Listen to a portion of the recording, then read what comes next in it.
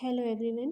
Today in this video we will study topic about powers of Prime Minister means प्रधानमंत्री के जो powers हैं या अधिकार हैं आज की इस वीडियो में हम स्टडी करेंगे. So let's start this video. As head of the government, the Prime Minister has wide-ranging powers. He chairs cabinet meetings.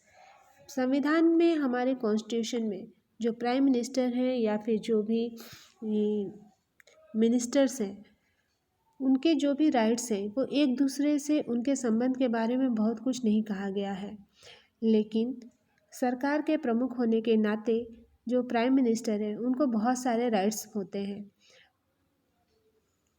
He coordinate the works of different departments. His decisions are final in case disagreements rise between departments.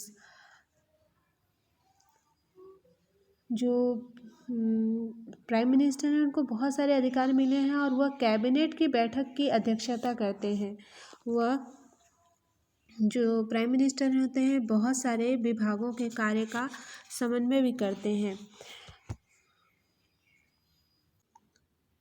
इस प्रकार हम देखते हैं कि विभागों के विवाद के मामले में उनका निर्णय अंतिम माना जाता है. कुल मिला के अगर मैं आपको एक्सप्लेन करूं तो कॉन्स्टिट्यूशन में प्रधानमंत्री और मंत्रियों के जो भी अधिकार हैं या एक दूसरे से उनके जो रिलेशन है उसके बारे में बहुत ज़्यादा डिटेल में नहीं कहा गया है, लेकिन सरकार के प्रमुख होने के नाते जो प्रधानमंत्री हैं उनको व्यापक अधिकार होते हैं. प्रधानमंत्री कैबिनेट की बैठक की अध्यक्षता करते हैं और वह विभिन्न विभागों के कार्य का समन्वय करते हैं. विभागों के विवाद के मामले में उनका जो भी डिसीजन होता है वो फाइनल माना जाता है. And he exercised general supervision of different ministers. All ministers work under his leadership. और जो प्राइम मिनिस्टर होते हैं वो विभिन्न विभागों की सामान्य निगरानी भी करते हैं, उसको सुपरविज़न करते हैं और सारे मंत्री उनके नेतृत्व में उनके लीडरशिप में काम करते हैं. The prime minister distribute and redistributes work to the ministers. He also has to power to dismiss ministers. When the prime minister quits the ministry quits. Means इसका मतलब हुआ कि जो प्रधानमंत्री होते हैं वो मंत्रियों के काम को डिस्ट्रीब्यूट करते हैं और फिर से भी वो रीडिस्ट्रीब्यूट भी करते हैं. और अगर प्राइम मिनिस्टर किसी मंत्री को बर्खास्त करते हैं या उनको बाहर निकालने का भी अधिकार होता है. और जब प्रधानमंत्री अपने पद को छोड़ते हैं तो पूरा मंत्रिमंडल को इस्तीफा देना होता है. मीन्स अगर प्राइम मिनिस्टर जैसे अभी नरेंद्र मोदी प्राइम मिनिस्टर हैं उनका वो अपना प्राइम मिनिस्टर का पद छोड़ते हैं तो उनके अंडर में जो भी मंत्री हैं उन सभी को अपना पद छोड़ना होता है. सो इस तरह से भारत में कैबिनेट सबसे अधिक प्रभावशाली संस्था है. तो कैबिनेट के भीतर सबसे प्रभावशाली व्यक्ति भी प्राइम मिनिस्टर ही होता है.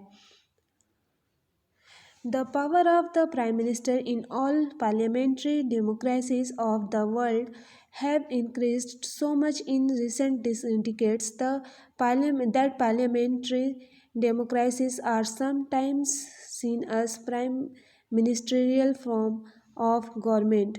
दुनिया के सभी संसदीय लोकतंत्र में प्रधानमंत्री के अधिकार हाल के दशकों में इतने बढ़ गए हैं कि संसदीय लोकतंत्र को कभी कभी सरकार का प्रधानमंत्री रूप कहा जाने लगा है. As political parties have come to play a major role in politics, the Prime Minister controls the cabinet and parliament through the party. Media राजनीति और चुनाव को पार्टियों के वरिष्ठ नेताओं के बीच जो कंपटीशन के रूप में पेश करके इस रुझान में अपना योगदान देती है. राजनीति में राजनीतिक दलों पार्टियों की भूमिका बढ़ने के साथ ही प्रधानमंत्री पार्टी के जरिए कैबिनेट और संसद को भी कंट्रोल करने लगे हैं. The media also contribute to this trend by making politics and elections as a competition between top leaders of parties. In India, too, we have seen such a tendency towards the concentration of power in the hands of prime minister. और भारत में भी हमने प्रधानमंत्री के पास ही सारे अधिकार सीमित करने की टेंडेंसी देखी है।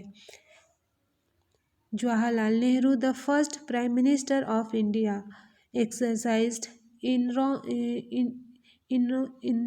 enormous authority because he had great influence over the public। Bharat के जो पहले प्रधानमंत्री जवाहरलाल नेहरू ने ढेर सारे अधिकारों का इस्तेमाल किया क्योंकि उनका जनता पर बहुत अधिक इफेक्ट था। Indira Gandhi was also a very powerful leader compared to her colleagues in the cabinet. ठीक वैसे ही जवाहरलाल नेहरू की ही तरह इंदिरा गांधी भी कैबिनेट के अपने सहयोगियों की तुलना में बहुत ज़्यादा प्रभावशाली हैं। Of course the extent of power widely by a prime minister also depends on the personality of the person holding that position. लेकिन हाल ही के वर्षों में भारत में गठबंधन की राजनीति के उभार से प्रधानमंत्री के अधिकार कुछ हद तक सीमित भी हुए हैं। गठबंधन सरकार का प्रधानमंत्री अपनी मर्जी से फैसले नहीं कर सकते। जब गठबंधन की सरकार होती है तो जिसमें दो पार्टियों के लोग आपस में मिल के सरकार बनाते हैं, दो दल के नेता मिल के बनाते हैं तो उसे गठबंधन का सरकार कहते हैं। तो ऐसे में प्रधानमंत्री अपनी मर्जी से फैसले नहीं कर सकते। उन्हें अपनी पार्टी के भीतर विभिन्न समूहों और गुटों के साथ गठबंधन के साझेदारों की राय माननी होती है। इसके अलावा जो प्राइम मिनिस्टर हैं उनको गठबंधन के साझेदारों और दूसरी पार्टियों के विचारों और स्थितियों को भी देखना होता है और आखिर उन्हीं के समर्थन के आधार पर सरकार टिकी होती है। So in this video today we will study topic about powers of the prime minister. I hope that you have understood well what was taught in today's video. Next topic of this chapter we will study in our next video. Thank you for watching.